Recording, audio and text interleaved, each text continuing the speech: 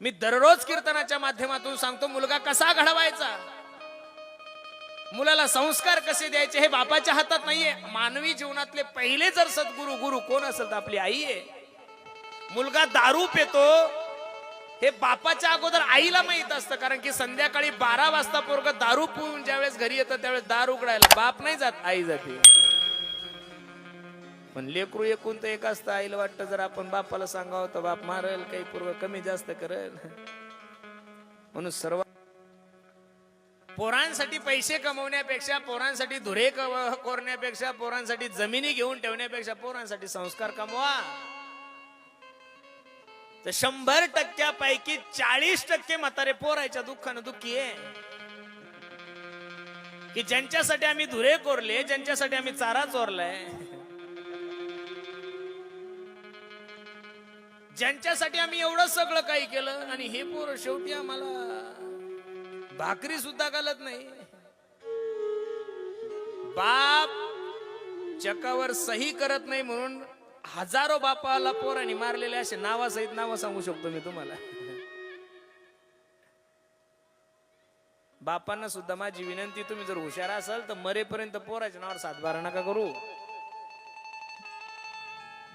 हुशार बापाने मरेपर्यंत बँक अकाउंट पोराला सांगायचं नाही, नाही ते अंगठा कापून नेतील झोपेत तुमचा.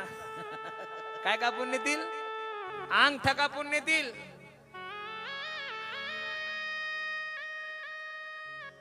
पण संसारिक लोक एवढे हलकट आहे महाराज. वृद्धाश्रम मध्ये काही काही मायबाप काम करतात. ज्या पोराने वृद्धाश्रम मध्ये आपल्याला टाकले ना, त्या वृद्धाश्रम मध्ये तिथं जर काम केलं तर तिथं रोज भेटतो 4 रुपये, 10 रुपये, 5 रुपये, 100 रुपये. आणि तिथं काम करतात आणि तिथं 1000-2000 रुपये गोळा झाले की आपल्या लेकरायला पाठवतात. प्रेम करावं ना मायबापाने पोरावर, करावं, करू नये असं नाहीये. पण ज्यांच्यासाठी एवढं वैभव उभं करायचं ते जर म्हातारपणात काढून देत असेल तर असं समजा ना, ते पोरं मायबाप तुमच्या पोरं मेलेलेच असं समजा. अजून सुद्धा या देशामध्ये असे काही काही आश्रम आहे की त्या आश्रम मध्ये 2 टाइम जर रामकृष्ण हरी भक्त देवाचं चिंतन केलं तर तिथं 2 टाइम जेवण्याची व्यवस्था आहे, तुमच्या राहण्याची व्यवस्था आहे, तुमच्या कपड्याची व्यवस्था आहे, तुमच्या झोपण्याची व्यवस्था आहे. पण यांना संसारात लाता खायची सवय, त्यांना आश्रमात झोप कशी येईल?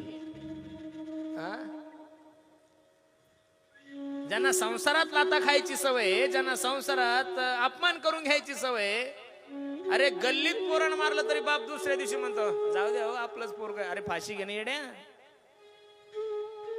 पोरग गल्लीत तुला मारताय तू म्हणतो आपलेच होत ना आपलेच दाते.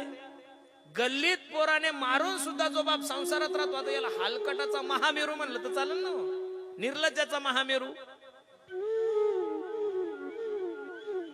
किती किती संसारात अपमान होत्या, कितीही संसारात अपमान होत्या, कोडग्या कोडग्या लाज नाही. आणि कालचा कोडगा.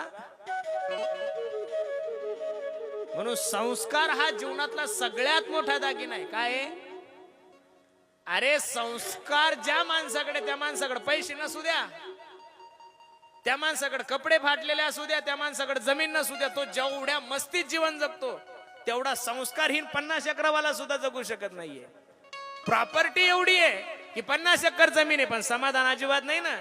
6 वाजले की माय घायवरती, 6 वाजले की बाप घायवरतो, 6 वाजले की बायको घायवरती, की बावळ कधी दारू पिऊन येईल. बरं यांना दिवाळी कळत नाही. दारू पिणारे माणसं हे असून नसल्यासारखे, ते मेल्यानंतर फक्त लोक काय म्हणतील म्हणून सुतक धरायचं. मला तर धरावं बी वाटत नाही महाराज. कारण त्यानं जीवनभर, ज्याला कधी बायकोचा आधार नाही, ज्याला कधी लेकर बाळ कळले नाही, ज्याला मुलगी कळली नाही, ज्याला नातेवाईक कळले नाही, आणि अशा माणसासाठी काय रडायचं आणि काय सुतूक धरायचं हो. ते कुत्र मेलं की जसं समजायचं समजायचं, दारुड पेलं की काही नसतं महाराज. कुत्र्यासारखं ज्यांचं जीवन आहे, अरे एवढा सुंदर नरदे प्राप्त होऊन ज्याला जीवन जगण्याची अक्कल नाही, त्या माणसाचं दुःख तरी काय मानायचं? अजिबात नाही. काही काही लोक म्हणतात महाराज बरं झालं हे मेलं. काय म्हणतात लोक?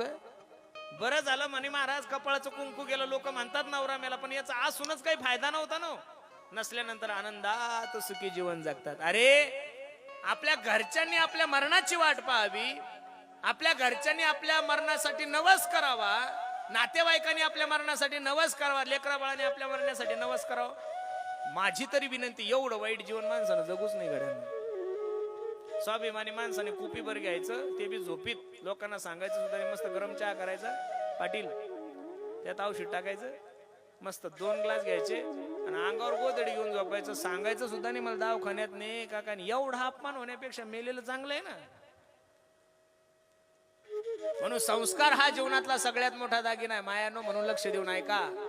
पोरांनी पैसा नाही कमवला तरी चालेल. काय पैसा कमवून करता? तो पैसा तुमच्या कामीच पडत नाही तर कमवून फायदा काय तो? संस्कार कमवा. परमार्थामध्ये रे आळंदीला मुलगा गेला, संस्थेमध्ये मुलगा गेला. हे बघा, संत चोखोबराय भक्ती सेवा आश्रम आहे बाबा. इथं पैसा कमवण्याचं ज्ञान नाही देणार बाबा तुम्हाला. कधीच सांगणार नाही की पैसा असा कमव, पैसा तसा कमव. पण जीवन जगण्याचं ज्ञान तुम्हाला फक्त आश्रमातच मिळेल गड्यांनो. जीवन जगण्याचं ज्ञान फक्त तुम्हाला आश्रमात मिळेल. तुमच्या गावामध्ये तुम्हाला कधीच कोणताच माणूस म्हणणार नाही दारू पिऊ नको, ए वाईट वागू नको, ए चोऱ्या करू नको, ए मांसाहार करू नको.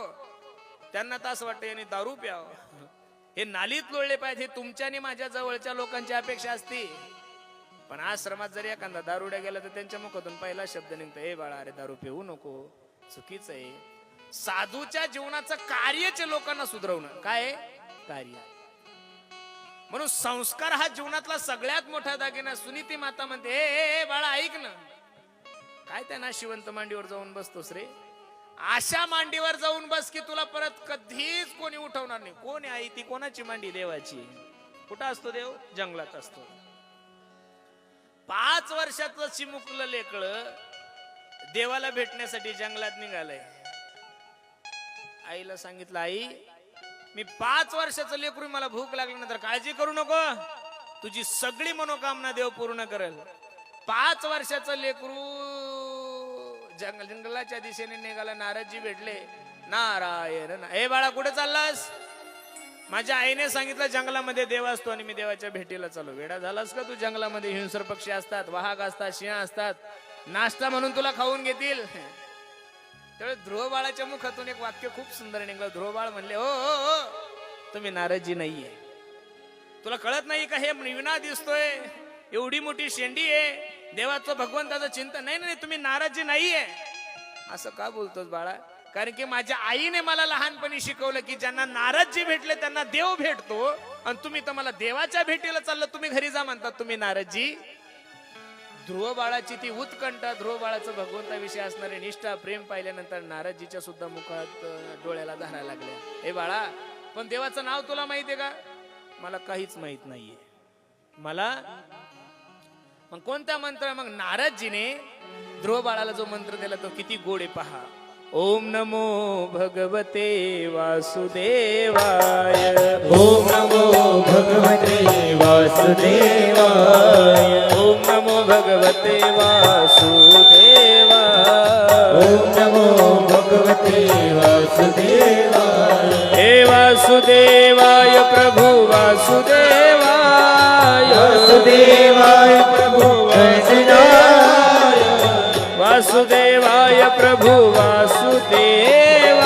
वासुदेवाय प्रभु वासुदेवाय.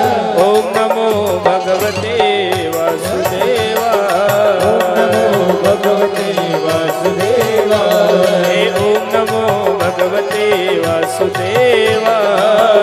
ओम नमो भगवते वासुदेवाय. वासुदेवाय प्रभु वासुदेवाय.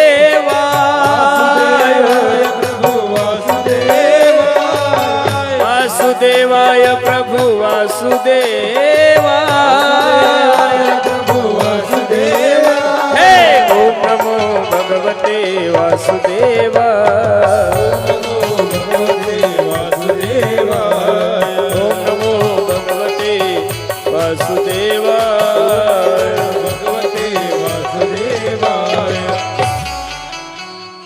ध्रुव बाळाने भगवंताचं चिंतन. दुसरी आहे गुरु सेवा. पण गुरु तसा असला बी पाहिजेत ना. गुरु कसा असला पाहिजे? सेवा करण्याच्या लायकीचाही असला पाहिजे. कबीर महाराज सांगतात ना, गुरु तो ऐसा चाहिए जो शिष्य को कुछ ना मांगे. शिष्य तो ऐसा चाहिए जो गुरु को सब कुछ दे डाले. मी भाग्यवान गुरु आहे महाराज, शिष्य आहे. मी भाग्यवान शिष्य आहे. माझ्या गुरुने आतापर्यंत त्यांच्यासाठी मला काहीच मागितलं नाही. जेवढं मागितलं तेवढं देवासाठीच मागितलं. त्याच्यामुळे मी समाधानी आहे. गुरु तो ऐसा चाहिए. नाही तर शिष्य भेटला की काही काही गुरु नुसते कापायचंच करतात महाराज. त्याला अंगठीच मागल, गाडीच मागल, काय मागतील ते काही सांगता येत नाहीये. गुरु कसा असावा, शिष्य कसा असावा याच्यासाठी एक आता 3:15 झाले. गुरुच्या शास्त्रामध्ये 3 जोड्या आहे. खूप सुंदर प्रसंग आहे. पहिली जोडी मच्छिंद्रनाथ आणि गोरक्षनाथाची एक. दुसरी जोडी माझ्या ज्ञानोबरायची आणि निवृत्तीनाथाची 2. आणि तिसरी जोडी माझ्या जगद्गुरु तुकोबरायची आणि निळोबरायची. लक्ष देऊन ऐका. शिष्याची गुरुविषयी असणारी निष्ठा आणि गुरुचं शिष्यावर असणारं प्रेम याच्यासाठी 3 जोड्या मी तुम्हाला सांगतो. धावत्या योगात घेऊ. खूप गोड प्रसंग आहे. पहा, मच्छिंद्रनाथ आणि गोरक्षनाथ रस्त्याने जात असताना एका मायमाऊलीच्या घरी वडे केलेली होती. वडे, त्या वड्याचा सुगंध ज्या वेळेस मच्छिंद्रनाथाला आल्यानंतर मच्छिंद्रनाथ म्हणतात, ए गोरक्षा, ए गोरक्षा, मला वडे खायचे. गुरुजी चला आश्रमावर, मी काहीतरी व्यवस्था करतो. आणि गोरक्षनाथ जोळी घेऊन त्या मायमाऊलीच्या दारात गेले. त्या मायमाऊली म्हणे, माय, ए माय, अलक निरंजन भिक्षाम दे. आता दररोजच गोरक्षनाथ भिक्षेसाठी येत होते. तिच्यामुळे तिनं ताटामध्ये कोरडा शिदा घेऊन आला. असं सांगितलं जातं की संन्यासी महात्मा कोणाच्या हातचं बनवलेलं खात नाही, ते स्वतः बनवून खातात. अशा बऱ्याचशा काही संन्यासी महात्म्यांचा नियम आहे. त्यावेळेस गोरक्षनाथाने हात जोडल्याने सांगितले, आई, आज कोरडा शिदा नको, तुमच्या घरी जे वडे केलेले त्यातले 2 वडे माझ्या गुरुजीसाठी द्या.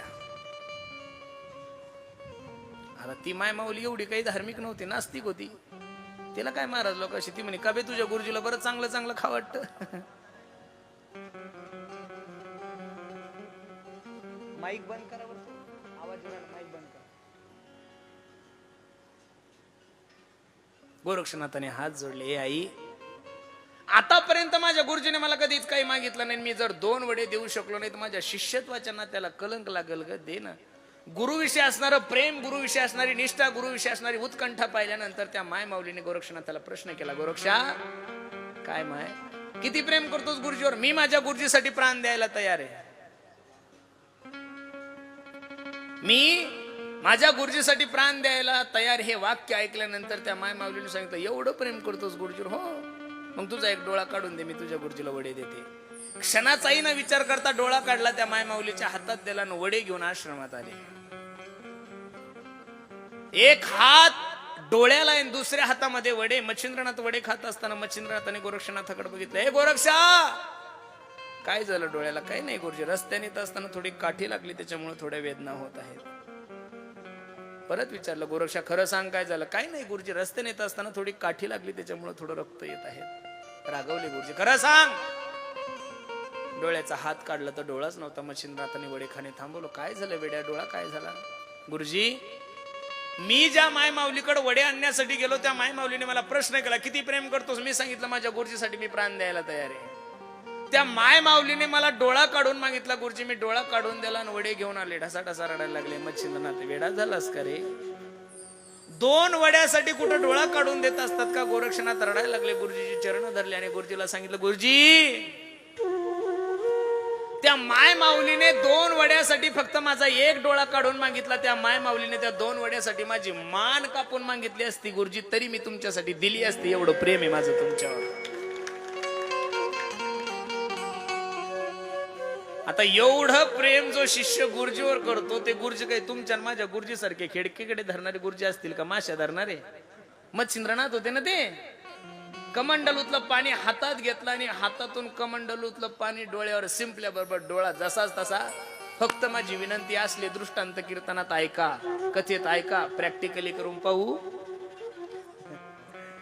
2024 मध्ये एवढी ताकद नाही राहिली बरं कोणाकडे. एखाद्या बावळ्याच्या नांदीला डोळाही जाईल, महाराज जाईल, आंधळे होसाल तुम्ही. पण जीवनाचं कल्याण जर करायचं असेल तर गुरुजीच्या सहवासामध्ये जा.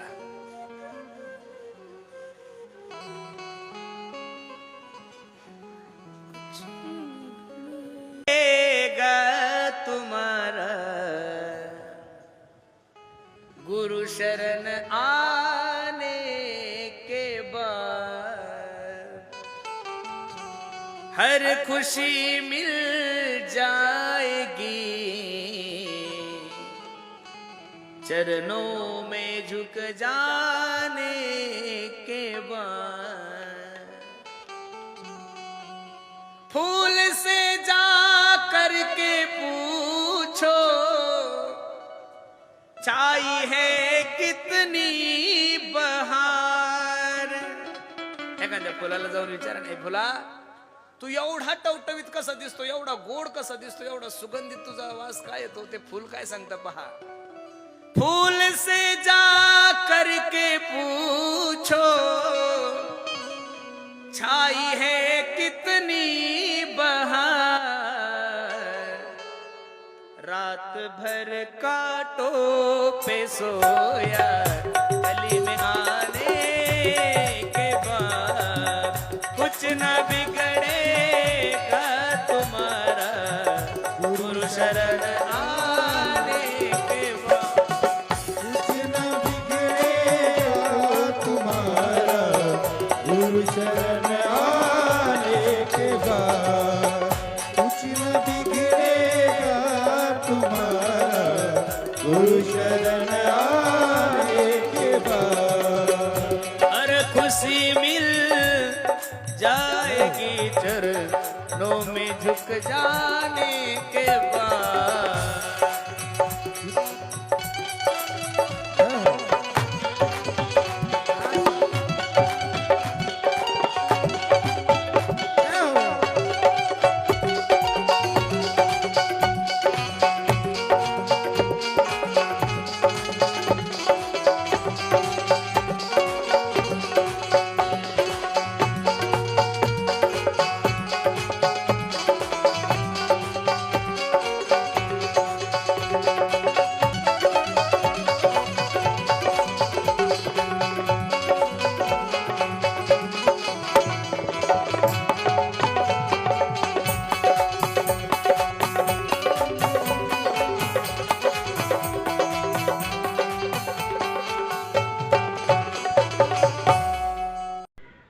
असेच नवनवीन व्हिडिओ पाहण्यासाठी आपल्या चॅनलला आता सबस्क्राईब करा, लाईक करा।